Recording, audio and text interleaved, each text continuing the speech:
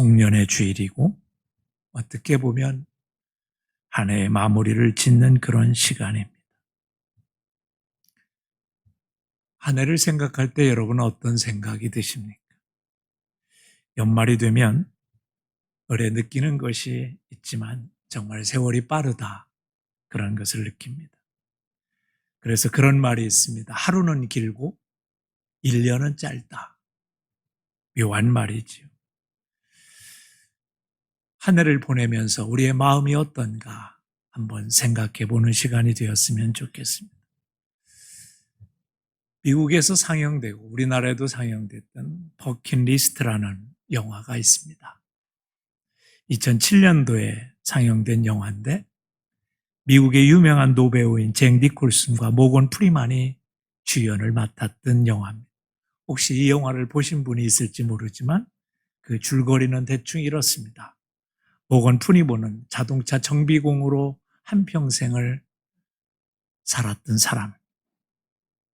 그 분야에서는 그래도 탁월한 기술자였죠. 근데 어느 날 몸이 아파 병원에 갔더니 당신은 이제 몇 개월밖에 살 수 없다는 진단이 나왔습니다. 하루아침에 인생이 무너지는 것 같은 기분을 느끼는 모건 프리먼은 할 수 없이 남은 기간을 병원에 입원해서 살아야 되지 않을까 하고 병원에 입원하게 됩니다. 근데 마침 그보다 며칠 전에 그 병원에 들어온 한 사람을 만납니다. 그는 잭 니콜슨이 분하여 연기한 그런 사람입니다. 그는 사업에 성공했습니다. 한평생을 자기의 사업에 몰두하며 자기는 평생을 사업하며 살겠다고 다짐해 결혼도 안 하고 오직 자기만을 위한 인생을 살아가던 잭 니콜슨. 그는 지금 시한부 인생을 앞두고 시리에 차 있습니다. 모건 프리먼이 병원에서 만난 잭 니콜슨과 대화를 나누게 됩니다. 그러면서 이제 남은 얼마 남지 않은 삶을 우리가 도대체 어떻게 살아야 될까를 서로 얘기하다가 모건 프리먼이 갑자기 한 가지 생각이 떠오릅니다. 대학교를 다닐 때 교수님 한 분이 학생들에게 버킷리스트라고 한평생에 하고 싶은 일이 무엇인가를 적어보게 했던 기억이 났습니다. 그래서 모건 프리먼은 잭 니콜슨과 한번 당신과 나는 이제 몇 달밖에 살지 못한다. 그러니 우리 한번 이 땅에서 살면서 해보고 싶은 것 한번 다 해보는 게 어떻겠냐. 그래서 두 사람이 종이를 놓고 버킷리스트를 적어갑니다. 장엄한 광경을 보기, 모르는 사람들을 도와주기, 눈물 날 때까지 웃어보기, 스카이다이빙 하기, 가장 아름다운 미녀와 키스하기, 여러 나라를 여행하기, 오토바이 타고 전국 일주를 하기, 뭐 별것들을 다 자기들이 하고 싶은 것들을 적어봅니다. 두 사람은 드디어 버킷리스트를 완성하고 둘이 결정을 합니다. 우리 병원에 나가자. 그리고는 이 남은 걸 한번 죽기 전에 해보자. 그리고 둘이 여행을 떠납니다. 해보고 싶은 버킷리스트를 하나하나씩 지워가면서 그들은 여행을 떠나는데 그 후 3개월 만에 모건 프리먼이 세상을 떠납니다. 숨을 거두는 그의 장면이 나오고 이제 장례식이 거행되는데 아직 얼마를 더 살지 모르지만 살아있는 잭 니콜슨이 이렇게 마지막 추모사를 합니다. 우리는 서로 모르는 사람들이었습니다. 병원에서 만났습니다. 우리 이제 몇 달밖에 살지 못하는 시한부 인생을 살게 되는 사람이었습니다. 하지만 우린 마지막 석 달 동안 모건 프리먼이 죽으리 그때까지 우리에게 있어서는 내 인생의 최고의 순간을 살았습니다. 친구여, 잘 가게. 이 영화가 주는 교훈이 뭘까요? 대부분의 인생은 후회하는 인생으로 살아간다는, 그리고 그렇게 죽는다는 거죠. 그러면서 이 영화의 제작자의 메시지는, 감독은 이걸 우리에게 전해줍니다. 여러분, 기왕이면 후회 없는 인생을 좀 사십시오. 그 얘기입니다. 그런데 여러분, 이미 2000년 전에 후회 없는 인생을 살았던 한 사나이가 있습니다. 그가 누구냐면 사도 바울입니다. 사실 우리는 인생을 마감하게 될 때 어떤 모습일지 한번 생각해 보세요. 후회한다. 내가 왜 이렇게 살았을까? 아니, 오늘 이 시간 내가 내 인생을 생각해 볼 때도 지난 한 해를 살아보며 내가 너무 많은 실수를 했고 너무 많은 시간을 낭비했다. 후회할 수 있습니다. 여러분은 어떻습니까? 저는 시간의 매듭 앞에 종종 당황할 때가 있습니다. 아니, 벌써 1년이 지났어. 아니, 벌써 한 달이 지났어. 벌써 5년, 10년이 지났고. 만약에 우리가 이런 후회로 우리의 인생을 꽉 채우고 우리의 마감을 한다면 얼마나 후회되는 인생을 살아갈 수 있겠습니까? 그래서 한번 이 시간 지난 한 해를 한번 생각해. 내가 어떻게 살았나? 아니, 길게는 지난 인생을 한번 생각해 보십시오. 내가 어떻게 살았나? 아마 그러면 대체로 한 가지 분명한 게 드러날 겁니다. 참 후회가 된다. 잘 살고 싶었는데 뭔가 잘못 산 부분이 있지 않을까. 근데 어떤 분은 또한 이런 생각이 들 거예요. 그래도 하나님의 은혜 가운데 지금까지 살아온 게 감사하다. 지금까지 지내온 것 주의 크신 은혜라. 그 고백을 할 수 있는 사람이 있을 겁니다. 저는 오늘 바울 사도의 삶을 한번 우리가 생각해 보면서 이제 남은 삶을, 후회 없는 삶을 살면 어떨까? 여러분과 함께 생각해 보려고 합니다. 오늘 본문은 사도 바울의 기록입니다. 그도 일개의 인간인지라 불완전한 인생을 살았던 적이 있습니다. 예수님을 죽이는 게 자기의 목표로 삼아서 예수 믿는 사람들을 잡아다가 죽이는 일을 했습니다. 제가 지난 시간에 얘기했듯이 스데반이라는 사람을 죽이는데도 가장 앞장서서 죽였습니다. 그런데 그의 마지막은 어땠을까요? 유언과 같은 그의 귀절이 성경에 등장합니다. 디모데후서 4장 6절 이하에 나오는 말씀 중에 제가 7절부터 함께 보겠습니다. 우리 한번 다 같이 읽어볼까요? 시작. 나는 선한 싸움을 싸우고 나의 달려갈 길을 마치고 믿음을 지켰으니 이제부로는 나를 위하여 의의 면류관이 이르듯 주 곧 의로우신 재판장이 그날에 내게 주실 것이며 내가만 아니라 주의 나타심을 사모하는 모든 자에게로니라. 사도 바울은 빌립보 교회 성도들에게 이 말씀을 설명하면서 당시의 유행이고 가장 인기 있었던 마라톤의 이야기를 상상하며 쓴 겁니다.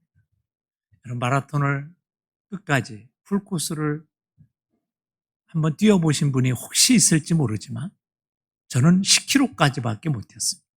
근데 그 10km를 뛴다는 것이 얼마나 힘들고 어려운지 모릅니다. 중간에 포기하고 싶고 힘듭니다. 그런데 그 싸움을 다 싸우고 나의 달려갈 길을 다 마치고 믿음을 지켰으니 이제 후로는 나에게 의의 면류관이 준비되어 있다. 이 말을 한마디로 얘기하면 나는 후회 없는 인생을 살았다. 그렇게 말할 수 있을 겁니다. 사도 바울의 삶이 가만히 보면 하나님의 나라라는 목표를 향하여 힘껏 달려갔던 바울의 인생은 수많은 실수와 수많은 실패가 그 인생 앞에 있었지만 결국에 가서는 그는 당당하게 나는 의의 면류관이 준비되어 있어. 후회하지 않아. 내 평생을 산 게. 그렇게 고백하고 있다는 건 얼마나 귀한 인생인지 모릅니다. 우리나라의 최건덕 목사님도 세상을 떠날 때 이렇게 얘기했대. 야, 나 천당 간다. 너희도 와라. 그렇게 얘기했다는. 그렇게 우리의 마감을 할 수 있다는 건 얼마나 큰 축복이고 얼마나 큰 개인에겐 위로가 되는지 모릅니다. 저와 여러분이 저는 이런 인생을 살아갈 수 있게 되길 바랍니다. 언제 주님이 우리를 부르실지 모르지만 사도 바울처럼 우리가 산다면 우리도 마지막 순간에 후회 없는 인생을 살았노라고 고백할 수 있게 될 것입니다. 오늘 본문에 보면 이런 말씀이 있습니다. 사도 바울이 어떻게 그렇게 살아갈 수 있었던가를 한마디로 이렇게 정리해야 합니다. 빌립보서 3장 12절입니다. 우리 다 같이 한번 읽어볼까요? 시작. 내가 이미 얻었다 함도 아니요 온전히 이루었다 함도 아니라 오직 내가 그리스도 예수의 잡힌 그것을 잡으려고 달려간다. 이 말씀 중에 여러분 아주 기억되는 한 가지 단어가 뭘까요? 이미라는 단어. 나는 이미. 그러나 그 다음 말이 뭘까요? 얻었담도 아니요. 온전히 이루었담도 아니라 영어 성경엔 여기에 이렇게 표현됐습니다. Not yet. 아직 아니다. 내 삶이 아직 부족하고 아직 연약하고 아직 어리석고 미련하기 때문에 더 하나님을 향한 열정이 내 안에 있어야 된다고 주장하는 사도 바울. 오늘의 인생을 살아갈 때 내가 부족함을 인정하는 사람은 열심을 갖게 됩니다. 히딩크라는 2002년도에 우리나라 축구팀을 맡았던 감독은 그런 얘기를 했다고 그랬지요. 아직 목마르다. 아직 목마른 사람은 우리의 인생을 열심히 달릴 수밖에 없고 오늘도 최선을 다할 수밖에 없는 거지요. 사도 바울이 인생의 가장 궁극적인 핵심 중에 하나는 이거였습니다. 난 아직 부족하다. 그러니 내가 더 하나님 앞에 나아가야 된다. 그래서 내게 하나님이 주신 것, 예수께 잡힌 바 된 그것, 하나님이 맡겨주신 사명, 그것을 잡으려고 내가 달려가고 있다. 이것이 사도 바울에겐 뭐로 나타났을까요? 삶의 열정으로 나타난, 삶의 힘으로 나타난 거예요. 여러분, 사도 바울은 우리에게 긴 인생의 역사를 설명하면서 신학적인 용어를 몇 가지 등장시킵니다. 그게 뭐냐면 첫 번째로 칭이라는 겁니다. 그게 뭐냐면 예수 믿고 구원받은 하나님의 자녀가 되는 걸 말해요. 우리는 다 예수님을 믿고 하나님의 자녀가 됐습니다. 그러나 거기에 머무르면 안 돼요. 점점 더 주님을 닮아가는 삶, 성숙한 삶. 그래서 우리의 삶에 나타나는 모든 염려와 근심의 문제를 이기고 살아갈 수 있는 하나님의 자녀됨의 능력을 가져야 된다고 사도 바울은 우리에게 얘기합니다. 그러기 위해서 너에게 뭐라고 그래요? 너희 술 취하지 말라. 그는 방탕한 것이니 성령의 충만함을 받으라. 성령의 능력을 힘입고 오늘을 살아갈 때 뭐예요? 내가 마음속에 주님을 닮아가는 삶, 세상에 영향력 있는 삶, 그 삶을 살기 위해서 우리는 살아가야 된다는 그 과정을 신학적 용어로 성화라고 부릅니다. 점점 더 거룩해지는 삶을. 그래서 내가 세상의 욕심을 이기고 세상에 우리들 속에 오는 본능적인 게으름과 나태함을 이기고 살아가는 과정. 그걸 성화라고 말합니다. 그리고 마지막 사도 바울은 우리에게 영화라는 걸 가르쳐 줍니다. 결국에 가서는 뭐예요? 천국의 백성이 되는, 거룩해져서 영원히 하나님의 백성으로 살아가는. 우리가 이 과정을 살아가는데 여기서 영적인 게으름을 가지면, 영적인 나태함을 가지면 넘어지고 쓰러질 수밖에 없는. 그래서 사도 바울은 뭐라고요? 내가 부족한 줄 여기고, 내가 아직도 연약한 줄 알고, 내가 주님을 붙잡는 삶을 살겠노라 고백하는, 그런 삶을 매일매일 살아가는 삶은 결국 뭐예요? 마지막 순간에도 후회 없는 인생을 살아갈 수 있게 되는 거지요. 그런데 오늘 성경은 우리에게 아주 중요한 것을 가르쳐 줍니다. 후회 없는 인생을 살았던 사도 바울은 과연 어떤 삶의 자세를 가지고 있었을까 하는 겁니다. 그 중에 오늘 본문은 두 가지를 우리에게 설명합니다. 3장 13절입니다. 우리 다 같이 읽어볼까요? 시작. 형제들아 나는 잡은 줄로 여기지 아니하고 오직 한 일 즉 뒤에 있는 것은 잊어버리고 앞에 있는 것을 잡고 두 가지를 하나는 뭐냐면 잊어버리는 것. 뭘 잊어버려요? 뒤에 있는 것을 잊어버리고 내가 살아온 삶들을 잊어버리고 내 과거를 잊어버리고 사실 과거는 교훈으로 삼는 것이지 그것이 나를 오늘을 붙잡고 있으면 우리는 실패합니다. 제가 사람들과 얘기하다 보면 많은 열등감의 근원이 그의 성장의 과정에서 있습니다. 내가 부모를 잘못 만났고 내가 공부를 잘못했고 내가 어떤 실수를 범했고 근데 과거는 되돌릴 수 없는 거예요. 우리가 과거로부터 할 수 있는 건 교훈을 받는 겁니다. 그렇게 살으면 안 된다. 그렇게 살았더니 잘못됐다. 그럼 그렇게 살지 않도록 해야 되는 거예요. 그 대신에 우리 안에 있는 수많은 실수와 잘못과 그런 것들과 모든 것을 우리가 뭐예요? 하나님 앞에 내어놓고 씻어버려야 돼요. 요한일서 1장 9절에 보면 만일 우리가 우리 죄를 자백하면 그는 빚부시고 의로우사 우리 죄를 사하시며 우리의 모든 불의에서 우리를 깨끗게 하신다. 예수님이 이 땅에 오신 이유가 뭘까요? 우리의 그런 어리석음과 미련함과 잘못들을 용서해 주시기 위해서 십자가에 달려 죽으신 겁니다. 여러분 가만히 생각. 아직도 과거의 실수에 붙잡혀 있는 분이 있을지 모릅니다. 아직도 과거의 나의 어두운 삶에 붙잡혀 있는 분이 있을지 모릅니다. 오늘 그 모든 나의 마음속에 있는 무거운 것들을 나는 마음속을 짓밟고 있는 것들을 오늘 예수 그리스도의 보혈의 피로 치유받고 새로워질 수 있길 주님의 이름으로 축복합니다. 우리가 하나님 앞에 고백만 하면 내가 그 죄를 하나님 앞에 아뢰기만 하면 하나님께서 오늘 이 시간 치유해 주실 줄 믿습니다. 또 하나 중요한 게 있습니다. 우리의 공로나 업적을 잊어야 합니다. 때때로 과거에 붙잡혀서 사는 사람 중에 과거의 한 가지 사건에 붙잡혀서 자기 인생을 망가뜨리는 사람이 있습니다.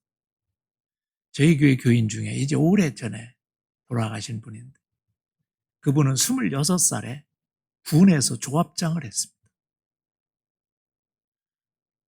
26살, 여러분 생각해 보세요. 대단한 일입니다. 그런데 5.16 혁명이 일어나고 불법으로 임명된 사람들을 색출하는 과정에서 그분은 불과 2년 6개월 만에 목이 잘렸습니다. 왜냐하면 그분의 외삼촌이 내무부 장관이었어요.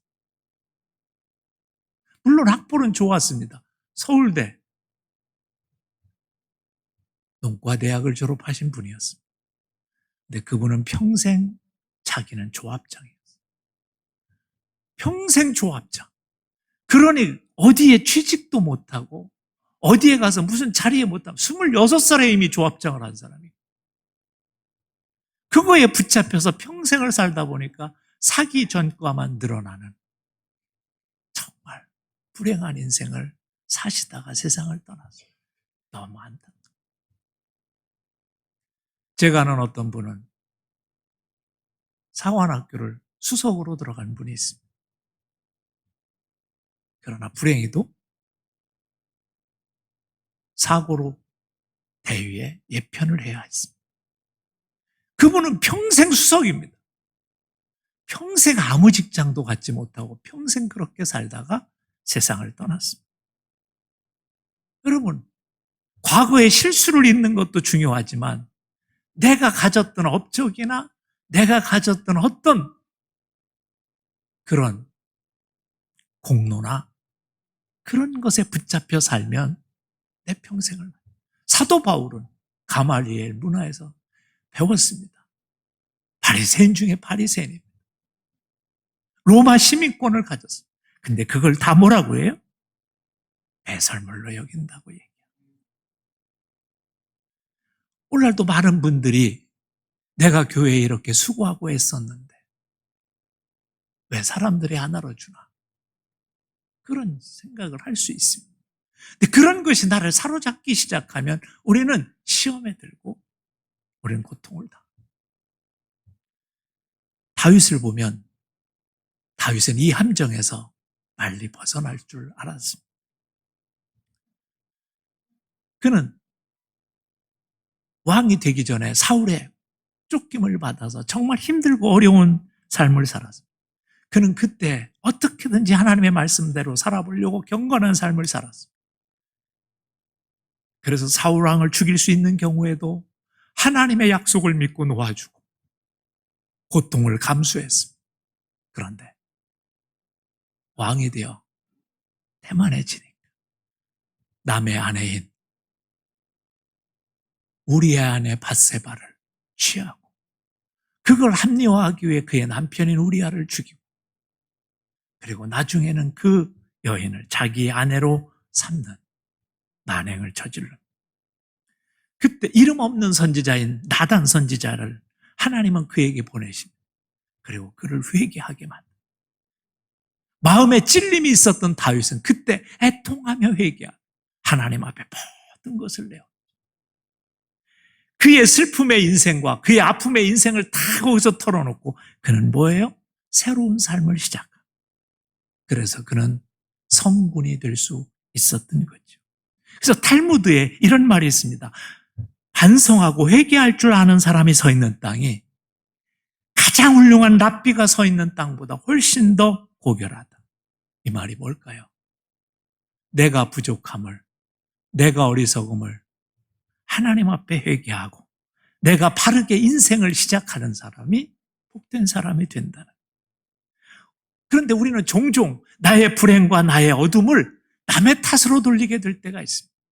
내가 부모를 잘못 만나서, 내가 공부를 하지 못해서, 내가 뭔가 상사를 잘못 만나서 전부 우리의 인생을 남의 탓으로 돌리는 사람은 회개가 없어요.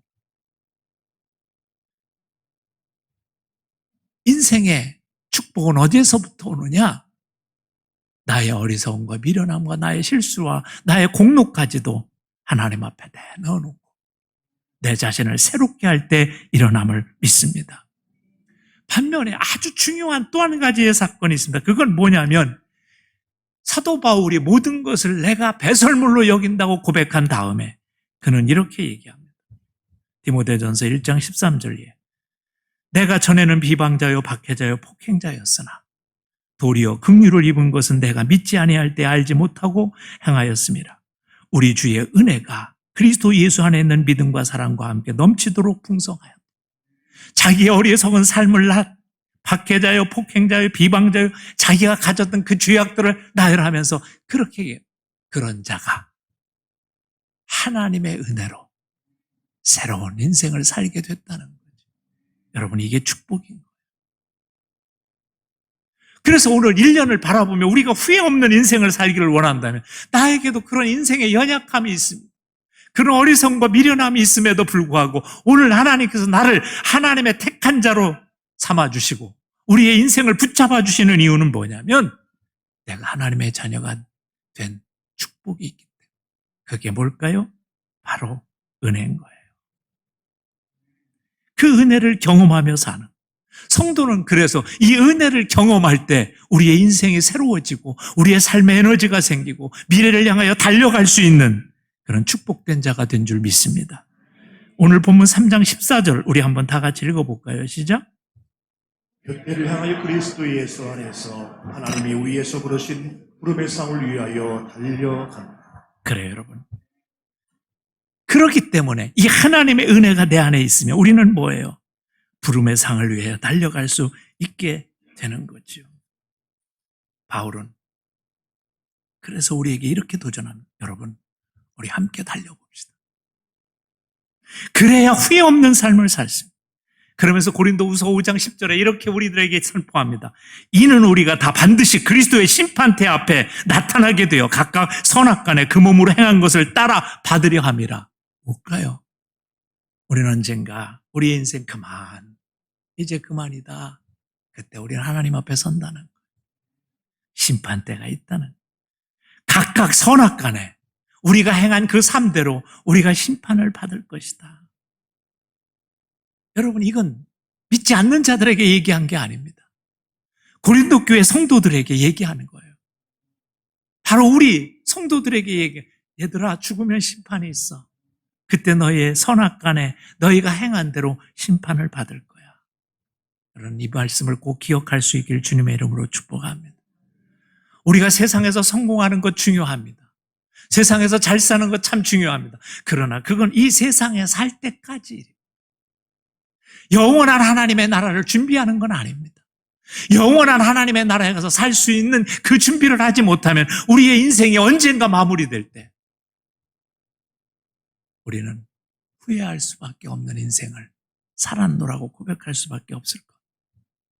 인간의 덧없음을 깨달은 사람들이 많습니다. 제가 한 번은 TV에서 배우 윤여정 씨가 75세의 나이에 아카데미 여우 조연상을 타고 나서 인터뷰하는 장면을 봤습니다. 거기에 기자가 정말 이건 세계적인 일이고 우리나라의 자랑거리고 막 그러면서 정말 대단하십니다. 막 그렇게 얘기하니까 윤여정 씨가 이렇게 얘기하더래. 아유, 그거 식혜 위에 밥풀과 같은 거요. 여러분, 식혜 위에 밥풀이 흔들면 뜹니다. 근데 조금 있으면 싹 가라앉아 버려요. 세상의 인기가 그렇다는 거죠. 노벨 평화상을 타는 것도 세계에 무슨 영광을 얻는 것, 이 땅의 영광은 그렇게밖에 안 된다. 저는 참 그 말이 지혜 있는 말이라는 생각을 했습니다. 진짜 중요한 가치는 뭘까요? 영원한 하나님의 나라를 생각하며 사는 것. 저는 한 이야기를 하고 이제 마치려고 합니다. 미국의 지미 카터라는 대통령이 있습니다. 그는 대통령 때보다 대통령이 되고 난 후에 미국 사람들의 존경을 받는 인물로 알려져 있습니다. 그분이 한평생을 그렇게 살아갈 수 있었던 한 이야기를 기자들에게 한 적이 있습니다. 그가 해군 사관학교를 졸업하고 함대에 부름받아 이제 어디로 배치될 그때 제독하고 면접을 보게 됐답니다. 제독이 물었다고 그래요. 자네 성적이 어떤가? 그랬더니 카터가 자랑스럽게 820명 중에 59등을 했습니다. 상위 10% 안에 들은 거예요. 잘한 거죠. 근데 제독이 그를 보면서 이렇게 물었답니다. 비관은 최선을 다했나? 순간 정적이 흐르고 카터는 생각했답니다. 내가 정말 최선을 다했나? 그래서 이렇게 대답했답니다. 제가 항상 최선을 다한 것은 아닌 것 같습니다. 그러자 그 제독이 한마디 했답니다. 자네는 왜 최선을 다하지 않았나? Why not the best? 왜 최선을 다하지 않았나? 그 말이 그의 가슴 속에 새겨지고 그 말이 평생 그를 사로잡았다는 거죠. 그는 그래서 상원의원, 주지사, 대통령, 노벨 평화제 수상자를 하면서 한평생을 살아가면서 그의 인생의 모토는 왜 최선을 다하지 않았나? 그래서 그는 대통령 선거 유세 기간 중에도 아무리 바빠도 시골 조지아에 있는 자기 고향교회 주일학교 교사의 직무를 감당하러 갔다. 그래서 기자들이 아니 이 바쁜 중에 대통령 선거에 집중해야지 어떻게 그럽니까? 그럴 때 그 한마디 이렇게 얘기해서 유명한 말을 하죠. 대통령은 임시직이고 주일학교 교사는 내 하나님이 주신 평생의 직분입니다. 나는 그걸 가지고 하나님의 나라에 가는 것.